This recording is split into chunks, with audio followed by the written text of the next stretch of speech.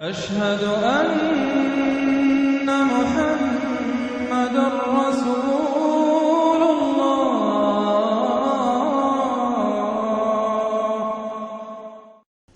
سورۃ البلد، اب یہ اس کا جوڑا ہے۔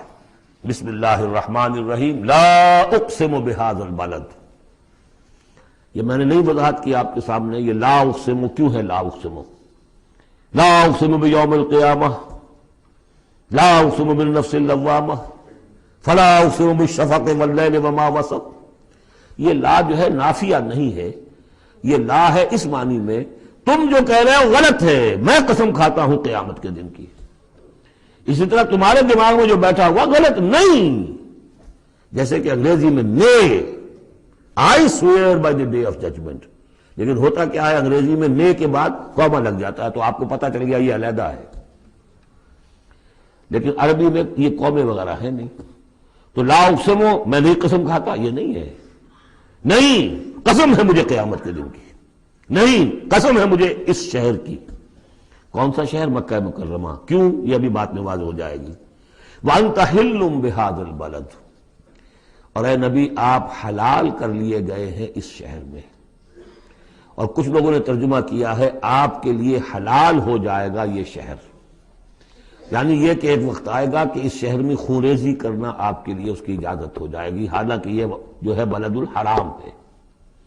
گویا کہ فتح مکہ کے دن کچھ نہ کچھ تو وہاں پہ آخر خونریزی ہوئی ہے، بہت کم، منیمم ہوئی تو ہے، لیکن یہ کہ میرے نزدیک وہ مفہوم نہیں، مفہوم پہلا ہے۔ آپ کو حلال کر لیا گیا ہے، اس وقت آپ کی عزت نفس پہ حملے ہو رہے ہیں، آپ کو ستایا جا رہا ہے، آپ کو تکلیفیں دی جا رہی ہیں، آپ جھیل رہے ہیں۔ دیکھیے ایک تو یہ شہر ہے وادی غیر ذی زرع جس میں کچھ پیدا ہی نہیں ہوتا، وہاں کی زندگی ویسے ہی مشقت والی زندگی تھی، اس کے اوپر to add fuel to fire, اے نبی آپ پر اب یہ جو مشقت پڑی ہوئی ہے کہ آپ دعوت حق کے ضمن میں جو مشقتیں جھیل رہے ہیں، تو ہم اس کی قسم کھا گئے۔ لا اقسم بہذا البلد وانت حل بہذا البلد ووالد وما ولد، اور تیسری قسم والد اور اولاد۔ یہ ایک اور مشقت ہے جو انسان پر ہے، اولاد کا پالنا، پروان چڑھانا، پرورش کرنا، کتنا بڑا بوجھ۔ یہ قسمیں کھا کر کیا کہا؟ لقد خلقنا الانسان فی کبد، ہم نے انسان کو محنت و مشقت ہی میں پیدا کیا ہے۔ یہ گویا کہ اس کے ساتھ جوڑ لیجئے، یا ایھا الانسان انک کادح الی ربک کدحا فملاقیہ۔ تو میں نے اس وقت بھی عرض کیا تھا غالب کے جو دو اشعار ہیں، قید حیات و بند غم اصل میں دونوں ایک ہیں، بہت سے پہلے آدمی غم سے نجات پائے کیوں؟ مشقت تو یہاں ہر ایک کے لیے، محنت ہے، مشقت ہے، تکلیف ہے، مسائل ہیں، پریشانیاں ہیں، کوفت ہے، ہر شخص کے لیے۔ بس ذرا سا فرق ہے، کوئی ایئر کنڈیشن کمرے میں بیٹھا ہوا ہے لیکن چین نہیں ہے، ایئر کنڈیشن کمروں کے اندر مخملی گندیلوں پر نیند نہیں آ رہی ہے۔ کوئی شخص ہے کہ جس کو مشقت جو ہے جسمانی ہے، کسی کی مشقت جو ہے وہ نفسیاتی ہے، مشقت ہے۔ لقد خلقنا الانسان فی کبد، یہاں کوئی بھی اس کبد سے، اس مشقت سے مستثنا نہیں ہے۔ قید حیات و بند غم اصل میں دونوں ایک ہیں، موت سے پہلے آدمی غم سے نجات پائے کیوں؟ لیکن وہاں سورہ انشقاق میں اس سے اگلا بڑھ رہا ہے کہ ہم تو گھبرا کے یہ کہتے ہیں کہ مر جائیں گے، مر کے بھی چین نہ پایا تو کدھر جائیں گے، مرنے کے بعد پھر کھڑے ہونا اللہ کے حضور میں جا کر۔ فملاقیہ یا ایھا الانسان انک کادح الی ربک کدحا فملاقیہ فاما من اوتی کتابہ بیمینہ۔ اب یہ وہاں پر مسئلہ ہو جائے گا۔ تو انسان کے لیے مشقت اور محنت جو ہے یہ اس کا مقدر ہے۔ ووالد وما ولد لقد خلقنا الانسان فی کبد ایحسب ان لن یقدر علیہ احد۔ اس محنت و مشقت میں جو انسان پڑے ہوئے ہیں ان کے تمرد کا حال دیکھو، ابو جہل کو دیکھو اکڑا ہوا ہے۔ اگر ان کے لیے دنیا میں آسانیاں ہوتی تو یہ کیا کرتے، کیا ستم ڈھاتے، کیا بغاوتیں کرتے؟ کیا انسان یہ سمجھتا ہے کہ اس کے اوپر کوئی قابو نہیں پائے گا؟ یقول اہلکت مالا لبدا، یہ اب ان کا کلچر ہے، بڑے فخر سے کہتا ہے میں نے تو بڑا ڈھیروں مال جو ہے شیخی مارتا ہے، میں نے ہلاک کر دیا، میں نے کھانے کھلائے، غریبوں کو کھلائے۔ یہ بھی ان کی مسابقت رہتی تھی ان میں جو لوگ تھے۔ اب ابو جہل کا بھی قول یہی ہے نا، جب اس سے پوچھا گیا کہ کیا تمہارے خیال میں محمد جھوٹے صلی اللہ علیہ وسلم، نے کہا نہیں ان کا بھی جھوٹ نہیں بولا۔ پھر تم کیوں نہیں ان پر ایمان لاتے؟ کہ بھائی بات یہ ہے ہمارا ان کا مقابلہ تھا، بنو ہاشم کا اور ہمارے خاندان کا۔ انہوں نے کھانے کھلائے، ہم نے ان سے بڑھ کر کھلائے، انہوں نے اور خدمت کی، حجاج کی، ہم نے ان سے بڑھ کر کی۔ ابھی تک تو ہم کندھے سے کندھا جوڑے چلے آ رہے ہیں، اب اگر ہم ان کی نبوت مان لیں تو ہم تو ہمیشہ کے لیے غلام ہو جائیں گے، یہ صورت مجھے گوارا نہیں۔ Give the devil his due، اس نے بالکل صحیح بات کہی، جھوٹا میں نہیں سمجھتا محمد کو صلی اللہ علیہ وسلم۔ کتنا اخلاقی روب تھا حضور کا اس پر، وہ ہم پڑھ لیں گے آگے چل کر جب سورہ علق ہم پڑھیں گے، وہ بعد میں اسی وقت کے لیے موضوع ہے۔ تو وہ شیخی مارتے تھے، میں نے اتنا مال ہلاک کر دیا، اتنا خرچ کیا، اتنا غریبوں میں لٹایا۔ اَيَحْسَبُ أَن لَّمْ يَرَهُ أَحَدٌ، کیا اس کا گمان ہے اسے کسی نے دیکھا نہیں ہے؟ اگر تو واقع تم اسے نیکی کی تھی تو جس کے لیے نیکی کی تھی اس نے تو دیکھ لیا ہے، بیان کیوں کر رہا ہے؟ اگر اللہ کو راضی کرنے کے لیے کوئی کیا تھا تو اس کے تو علم میں ہے۔ أَلَمْ نَجْعَل لَّهُ عَيْنَيْنِ، کیا ہم نے اس کو دو آنکھیں نہیں دی؟ وَلِسَانًا وَشَفَتَيْنِ، اور زبان دی اور دو ہونٹ دیے۔ وَهَدَيْنَاهُ النَّجْدَيْنِ، اور ہم نے اس کو راہ دکھلا دی دو گھاٹیوں کی، دو گھاٹیوں کی ہدایت دے دی۔ اس میں عام رائے تو یہ ہے کہ اس سے مراد ہے نیکی اور بدی، لیکن یہ کہ مجھے اس رائے سے زیادہ اتفاق ہے جن کے خیال میں اس سے مراد ہے ماں کی دو چھاتیاں، ابھار ہوتے ہیں، نجدین اس کو کہتے ہیں جو چیز ابھری ہوئی ہو۔ یہ جبلی ہدایت ہے جو بچہ لے کر آیا ہے۔ کس نے پڑھایا اس کو؟ کس نے یہ سکھایا ہے اس کو کہ جاؤ چوسو اور تمہارے اندر دودھ آ جائے گا، تمہیں جو ہے غذا مل جائے گی؟ یہ ہدایت ہے اللہ کی، وہ میں نے اس کہا تھا جبلی ہدایت۔ الذی خلق فسوی والذی قدر فہدی، یہ ہدایت تو وہ لے کے آیا بچہ، اسے معلوم میری غذا کہاں ہے۔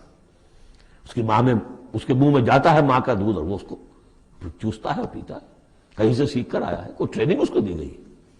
وَهَدَيْنَاهُ النَّجْدَيْنِ، بہرحال دونوں معنی آپ ذہن میں رکھیے۔ فَلَقْتَحَمَ الْعَقَبَةَ، لیکن وہ گھاٹی کو عبور نہ کر سکا۔ گھاٹی کون سی ہے بھائی؟ وَمَا أَدْرَاكَ مَا الْعَقَبَةُ، جانتے ہو وہ گھاٹی کون سی ہے؟ فَكُّ رَقَبَةٍ، کسی گردن کا چھڑا دینا، آزاد کر دینا، کسی غلام کو آزاد کرا دینا اپنا مال خرچ کر کے، یا کسی مقروض کا قرضہ ادا کر دینا اپنے مال سے۔ او اطعام فی یوم ذی مسغبہ، یا کھانا کھلا دینا بھوک کے دن جبکہ اپنے بھی لالے پڑے ہوئے ہوں، قحط کا عالم ہو، اور آدمی کو نظر آ رہا ہو کہ میرا اپنا سٹور بھی جو ہے گندم کا ختم ہو رہا ہے، پھر بھی کھانا کھلائے بھوکے کو۔ یتیما ذا مقربۃ، اس یتیم کو کہ جو قرابت دار بھی ہے، بھتیجا ہے، بھانجا ہے۔ اور مسکینا ذا متربہ، یا وہ محتاج جو مٹی میں رل رہا ہے۔ ثم كان من الذين آمنوا وتواصوا بالصبر وتواصوا بالمرحمہ۔ دیکھیے یہ ہے وہ فلسفہ جو سورہ حدید میں آیا تھا، اب اچھی طرح سمجھ لیجئے۔ اس میں سے انسان کا، اس گھاٹی میں سے نکل جائے گا تو آگے رستہ صاف ہے۔ وہ اصل جو بریک لگا ہوا ہے وہ مال کی محبت کا ہے، اس کو کھولو گے پھر گاڑی چلاؤ، چلے گی گاڑی۔ جس کے دل میں یہ مال کی محبت ہے، جو مال کو خرچ نہیں کر سکتا کسی بھی ضرورت مند کے اوپر، کسی ادائے حقوق کے اندر، اب وہ شخص جو ہے وہ تو گویا کہ اس گھاٹی سے نکلا ہی نہیں۔ اسے ایمان کی کہاں نعمت میسر آئے گی، ایمان لے بھی آئے گا اس حال میں تو منافق ہوگا۔ سمجھ رہے میری بات کو؟ اگر یہ گند دل میں سے نکلا نہیں، پاک نہیں ہوا، تو ایمان لے بھی آئے گا کسی وجہ سے تو منافق بنے گا، مومن تو نہیں بن سکتا صحیح معنی میں۔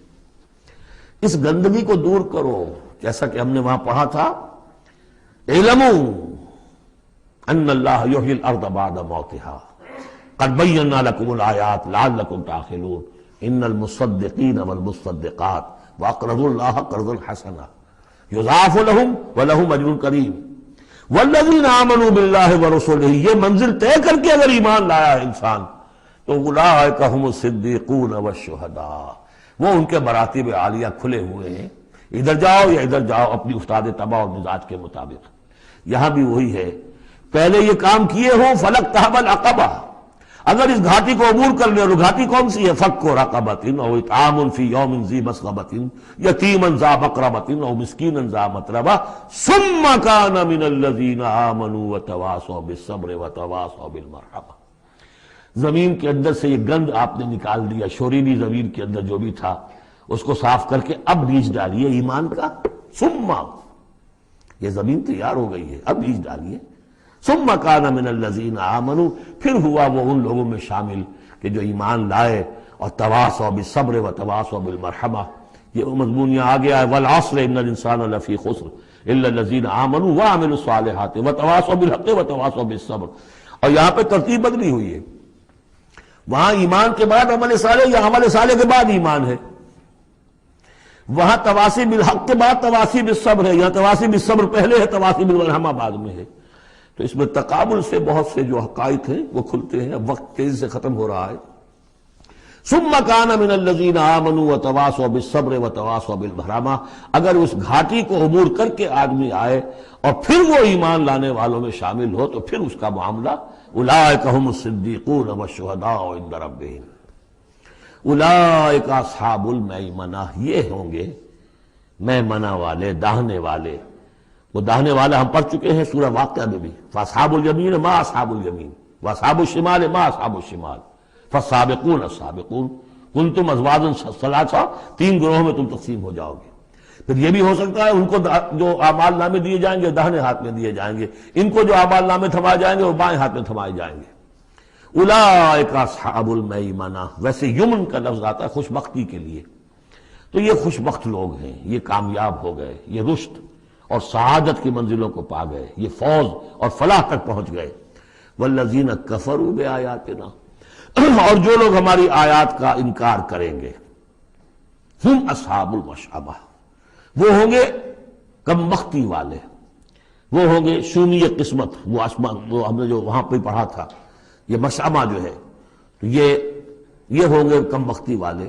علیہم نار موصدہ، ان پر آگ بند کر دی جائے گی. یعنی ایک وہ ہے آگ کہ جس کا باہر نکل رہے ہیں، لپٹیں نکل رہی ہیں، ایک یہ کہ بند کر دیا جائے تو ساری حرارت اندر ہی اندر رہے، گویا کہ جسے دم پخت کہتے ہیں آپ، پوری کی پوری جو ہے ان کے اوپر آگ موند لی جائے گی. علیہم نار موصدہ. اللہ تعالی ہمیں اس سے بچائے اور ہمیں اللہ تعالی اپنی شان غفاری اور شان رحیمی کی طفیل ہمیں اصحاب جنت میں داخل فرمائے.